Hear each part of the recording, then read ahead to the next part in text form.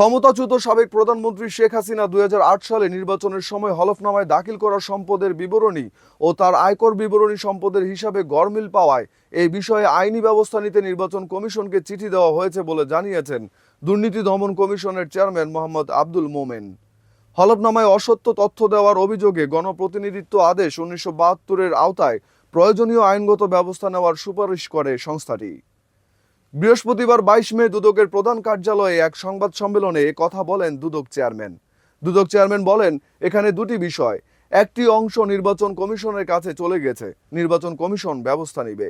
আরেকটি অংশ হচ্ছে হলফনামায় দাখিল করা সম্পদ বিবরণী ও তার আয়কর বিবরণী সম্পদের হিসাব করে আমাদের অনুসন্ধানে পাওয়া তথ্য অনুসারে দুদক পৃথকভাবে আইনগত ব্যবস্থা নেবে। সেটা খানিকটা সময় সাপেক্ষ বিষয়।